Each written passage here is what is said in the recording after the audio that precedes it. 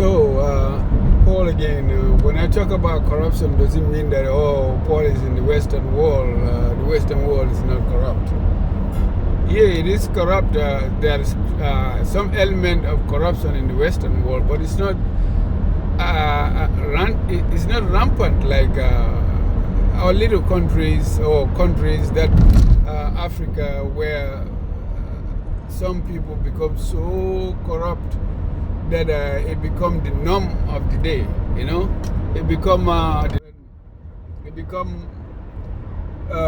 like something acceptable.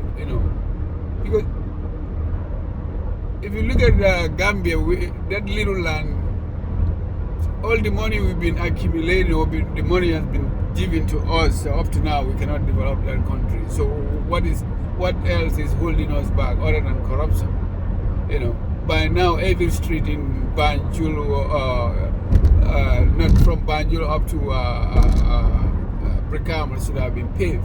Every back street, Bahama grass is everywhere, or fixed where dust is not bothering people, making people sick. By now all that should have been done, man. Even we start, since independent, even we start with one road at a time, by now everything would have been fixed to the standard that, by now Gambia is a little bit, dust free, especially on the ground, not the one that comes from Mauritania and stuff.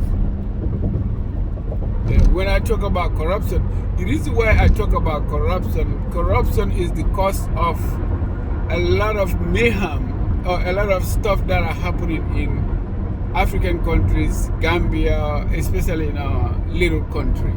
This is why some people think that, okay, they cannot amass any wealth in their own country, they have to go the back way. Because certain individual, people say, the government, somebody's government is corrupt. It's not somebody's, individual people within that government that are corrupt. Probably the guy who is in charge of the government doesn't even know that, okay, so-and-so is stealing the money in that department. Or so-and-so is depriving people of the services that they really need. So-and-so is holding back certain projects that should be given to certain communities. Or so-and-so is going around in different localities to siphon off, mine their sand. That causes erosion, environmental degradation within that villages and stuff. Probably the government, the people in charge are not even aware, but certain entities within that department will go behind and act like it's part of the mandate they are given to do that.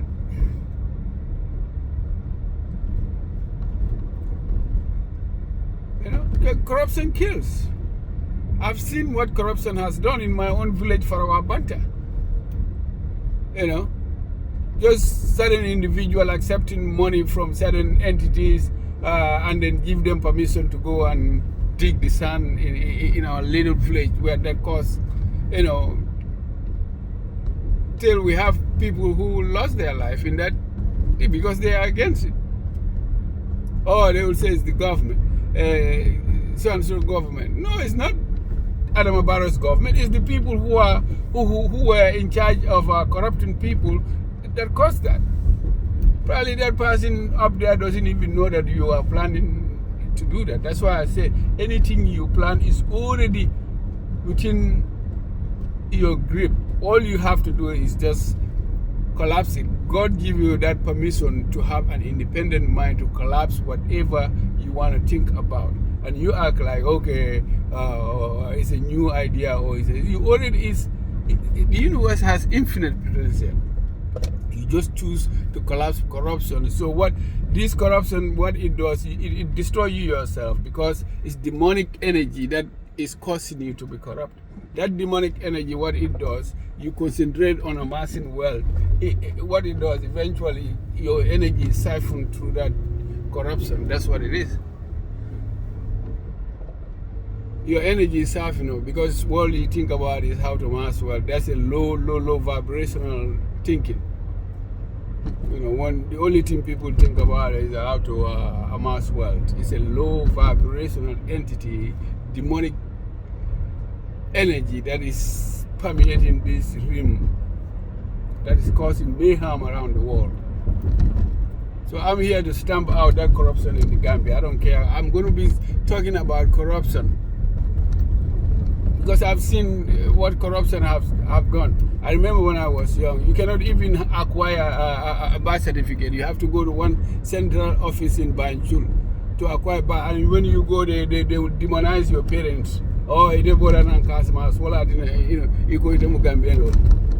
as if Casamas, Senegal, and Gambia are not the same. You cannot say, oh, you are not from a country that is inside another country's stomach, inside another country. You cannot say you are not part of that. Everybody has, how do you call it, a relative in Senegal, up to even Guinea-Conakry or Mali. But we are all, if you migrate to a certain locality, you establish citizenship in that jurisdiction. So nobody has, you follow the laws and acquire that citizenship. That's what you become. At that time, if you don't speak Mandinga, I remember the guy in charge of birth certificate. You go there, you tell you, as if Casamas is a foreign land. Gambia is part of Casamas or Senegal.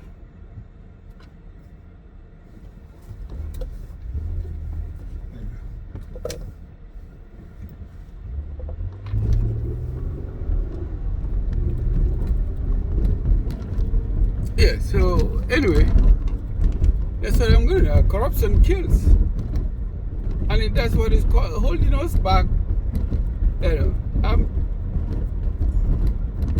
and that's what is holding us back. Disrespect that black people are receiving around the world because of, especially Africans, because of their government, certain government within Africa are corrupt. So when you go outside, you are identified as a lack. Somebody who is a lack, you don't have nothing, man. Why? Because they think that you are you come from low-end society, even though sometimes you are more smarter than certain entities within the world. Why? But disrespect become because why? Our governments are corrupt. Thanks. Or certain individuals within those governments are corrupt and society is corrupt.